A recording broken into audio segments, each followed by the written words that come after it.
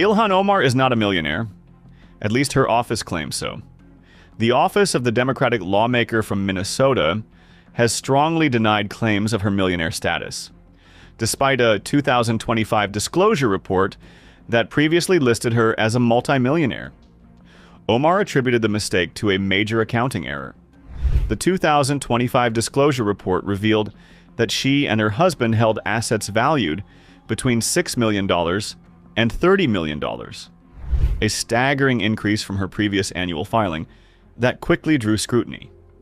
Notably, an amended 2025 filing, reviewed by the Wall Street Journal, shows Omar and her husband's assets at $18,004 to $95,000, a sharp decline from the earlier disclosure. Omar's attorney argued that the mistake was an unintentional accounting slip, not illegal or improper. As the busiest of people, it is very common for members and their spouses to rely on learned professionals like accountants to make calculations and determinations that appear on public filings. While the error is, of course, unfortunate, there is nothing untoward and nothing illegal has occurred. Omar's spokesperson, Jacqueline Rogers, told the Wall Street Journal that the amended disclosure proves she is not a millionaire, and that the error was corrected as soon as the discrepancy was identified. Notably, the amended 2025 filing shows Omar and her husband reported $102,503 to $1,005,200 in 2024 income, including $213,200 from his venture capital firm and $3,000 from a winery. The disclosure also lists $15,001 to $50,000 in student loan debt and a similar amount in credit card debt. House Republicans questioned Omar's asset disclosures after a sharp swing went unflagged. In a February 2026 letter to Ilhan Omar's husband, Chairman James Comer raised concerns about two firms whose valuations jumped from tens of thousands in 2023 to as much as $30 million in 2024. But this is not the first time Omar has faced scrutiny from Republicans. President Donald Trump has targeted Omar over her marriage, her Somali background, and announced an investigation into her assets, claiming her net worth exceeds $44 million.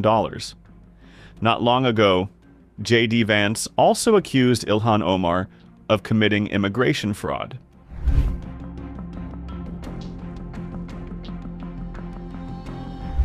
The feud between Ilhan Omar and the Trump administration has been long-standing. Let's recap Trump's scathing attacks on Omar on several occasions. Ilhan Omar, she lives in Somalia. They don't have a government, they don't have a military, they don't have police, they don't have anything. All they have is murder and robbing ships, bringing in ships, pirates. That's stopped. Same missile, ping, that's the end of them. It's amazing how that can stop corruption. Those missiles, they never miss, you know. The same one, exactly the same one.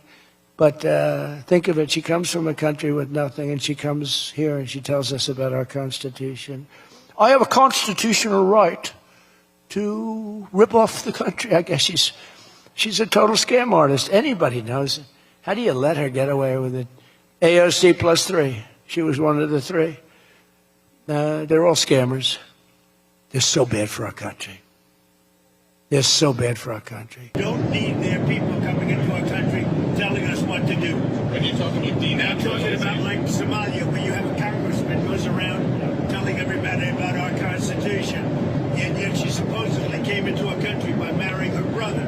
Well, if that's true, she shouldn't be a congressman, and we should throw her the hell out of our country. She's a disaster. She should not be, and her friends shouldn't be allowed. Frankly, they shouldn't even be allowed to be congresspeople, okay? They shouldn't even be allowed to be congresspeople because they don't represent the interests of our country. The mayor of Minneapolis, Jacob Frey, is saying that he's actually proud to have the largest Somali community in the country, and his police chief. Well, then he's a fool.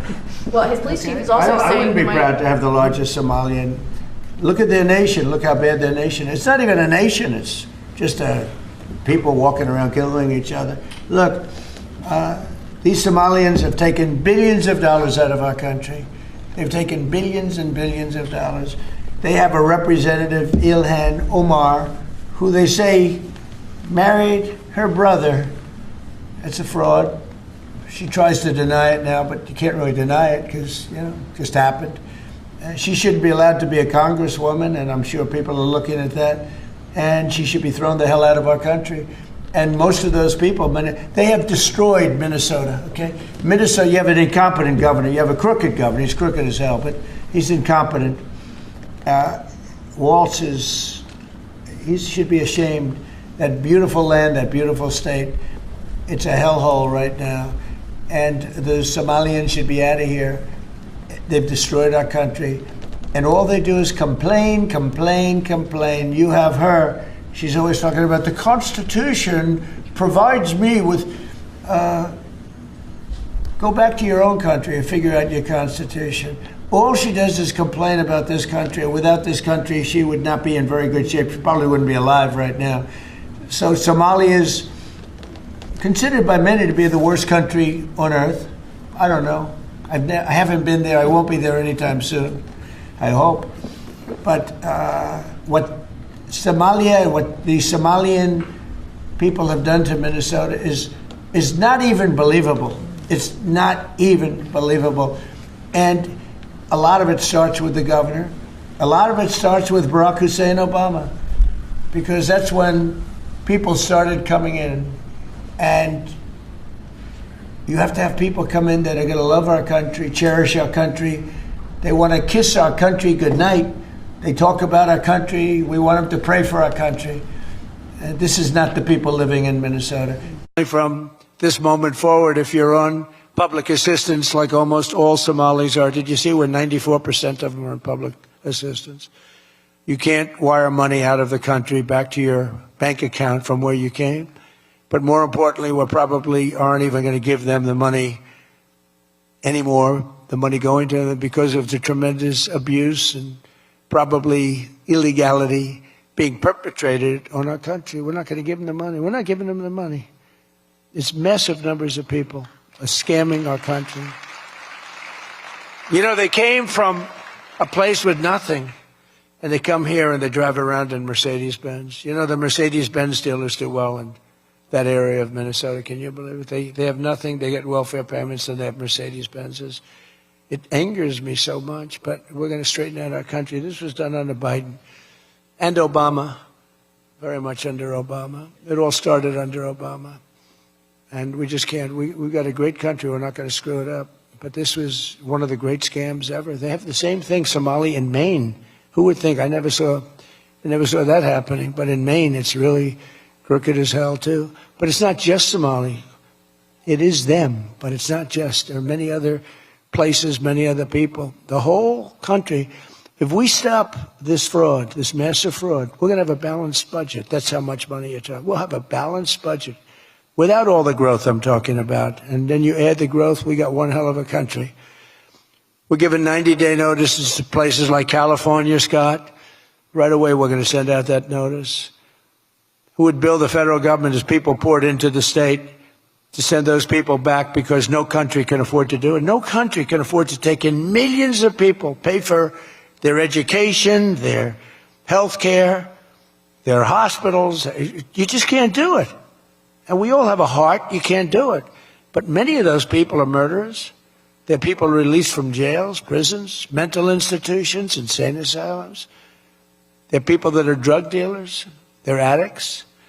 Additionally, starting February 1st, we're not making any payments to sanctuary cities or states having sanctuary cities, because they do everything possible to protect criminals at the expense of American citizens, and it breeds fraud and crime and all of the other problems that come. So we're not making any payment to anybody that supports sanctuary cities.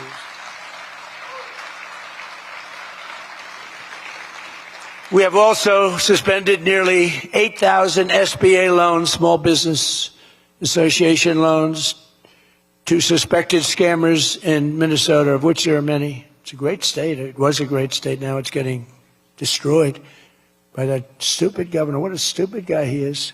But he's a crook. I mean, he's an incompetent guy, but he's a crook. He allowed this to go.